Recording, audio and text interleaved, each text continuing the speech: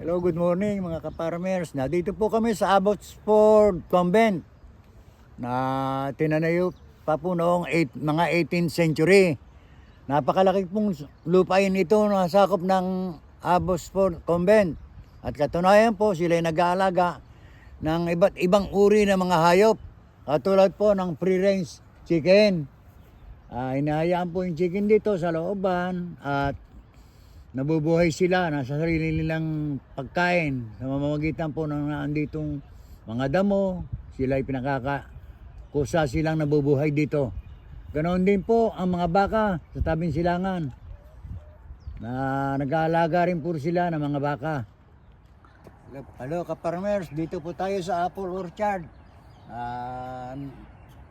Na-pruning na po yung mga apple tree at nagsisimula pa end of August po. Magsisimula na itong magsupangan at mamunga at magbigay ng mga magandang sanga at bulaklak. Hello kaparmers, ito po yung mga puno ng apple tree na na-pruning na po. Napapansin nyo, wala na po yung maliliit na sanga. At nakat na po.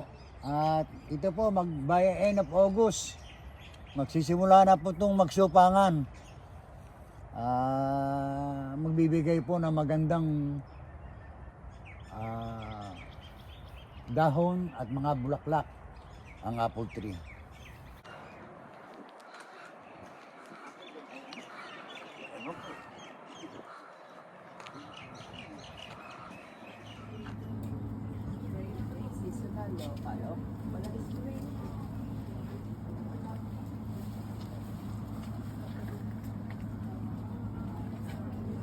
Farmers, nandito po tayo sa Tanimara, mga ibang uli ng gulay dito po sa Melbourne. Actually, mayroon pong silver tips. Ito pong lugar na ito. Ito po yung broccoli. Ito po yung lettuce na kulay maroon. Ito pong halamang ito ay parang sitsaro o fish, green fish sa atin. Ito po may trellis na ito. Napakaganda pong tingnan ang halamanan dito. Magandang example ng multi-cropping sa lugar pong ito.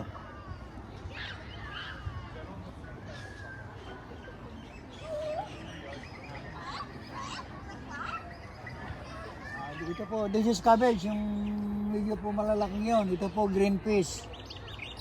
Sitsaro sa atin sa Pilipinas. Ibang klase po ang sitsaro dito, mga kaparmers. Medyo matataas po at malalaki ang baging na sitsaro. May tanim din pong labanos o radish. Ito po, yung maliliit na ito.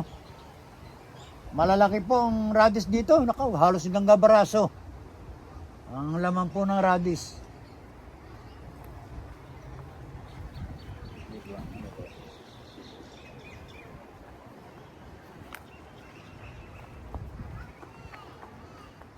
Ito naman po cilantro. Tanim na ito.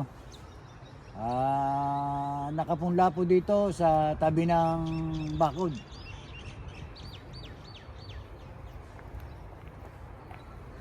Ito naman po ay mustasa.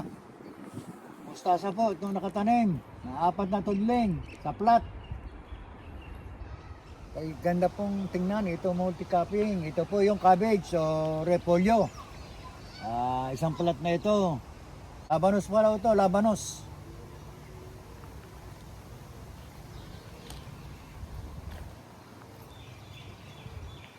At ito po yung spring onion na nakatanim po dito.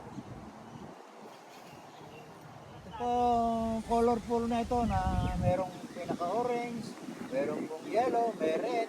Ito po yung French breakfast radish. Uri po ng labanos na galing Pransya. I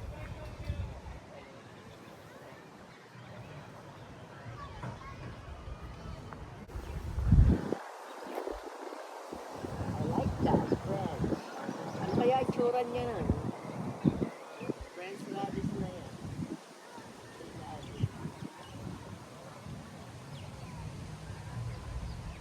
is the cover crop. The cover crop is a crop you grow for the soil.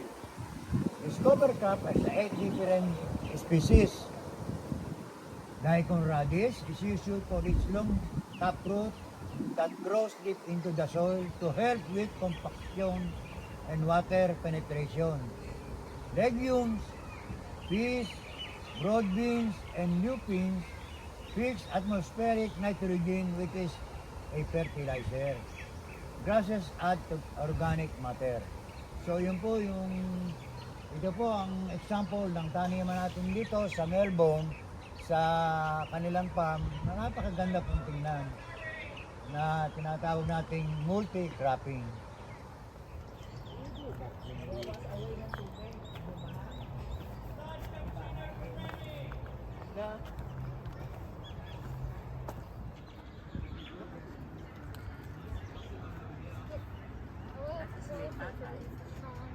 Ay, ang galing.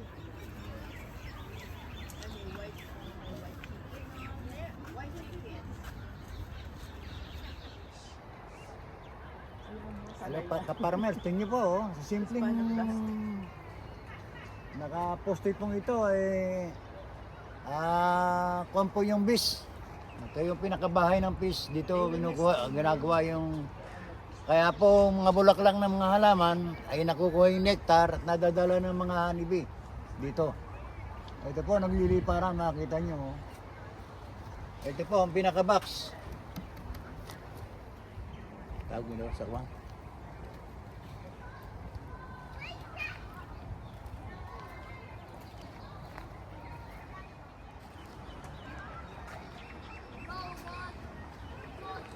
Apricot.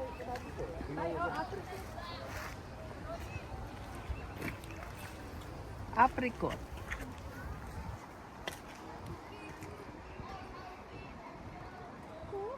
Ito po yung ka-farmers, ang apricot tree. At saka yung peach tree. Sabay-sabay po silang magsusupangan. Ayan, natrim na po. Natrim na po yung mga sanga. Susunod po dito, magsusupangan na to. Sariwa naman po yung pinakasanga. So, ito po, ang gagandang lahi ng kambing. Hindi ko po alam kung anong lahi ito, pero napakalalaki. Para pong mga surete na ng baka to, ang lalaki. Ang laki po ng kambing. So, dito po sa Australia, iba rin pong lugar ng mundo ay binabundle po yung mga damo. At dito po ipinakakain sa ibang uri ng hayop na kumakain ng damo. Ganyan po kaganda ang nakabundle na ito na mga damo na ini-stock nila at ginagawa nilang pagkain ng mga hayop. So ka-farmers, marami pong tupa sa gilid nito at tapos inaalagaan talaga dito yung mga tupa. Matatanda na po, halos wala na pong balahibo yung iba. Mababait po yung tupa. Mababait po.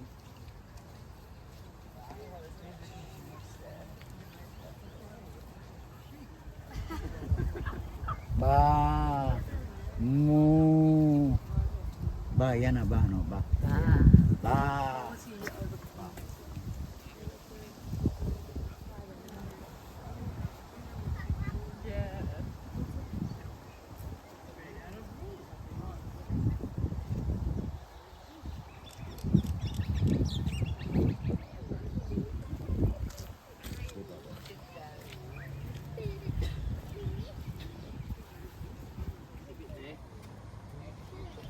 Yan ang entrance.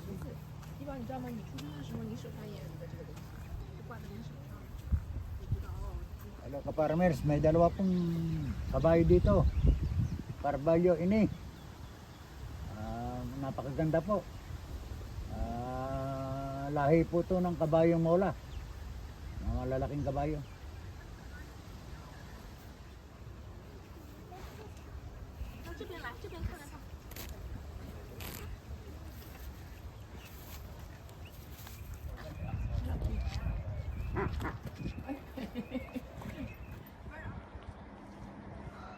Ito po ka-farmers, sabi ko sa inyo, miss you sa Melbourne. Talagang pinopromote nila yung composting at saka soil conditioning. Ito po, tingnan nyo. Lahat na nabubulok na bagay, mula sa mga damo, at lahat ng lupang magaganda, pinag-ipon-ipon.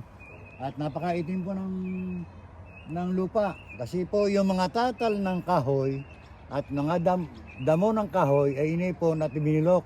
Kaya po napakaganda ng composting at soil conditioning sa lugar na ito. Hello ka-farmers, dito po kami sa windmill. Napakaganda po pang pagkagawa ng windmill. Ano nyo? Usas siyang nagpapam. Akyat pababa, pababa pataas na siya nag-aakyat ng tubig dito sa lugar na ito. Kaya po napakaganda nung merong windmill. Hindi lang po nade-develop sa atin itong ganito na magkaroon ng windmill. Napakaganda po ito. Kung may sarili kang lupa nagkakayo ka ng ganyan. Maganda yung river. Short bus to. Riverbed. Mga pagkain ng pagkain Kangaroo, ng mga yes. animals. Kangaroo. Bilis na. Bigyan mo tinapay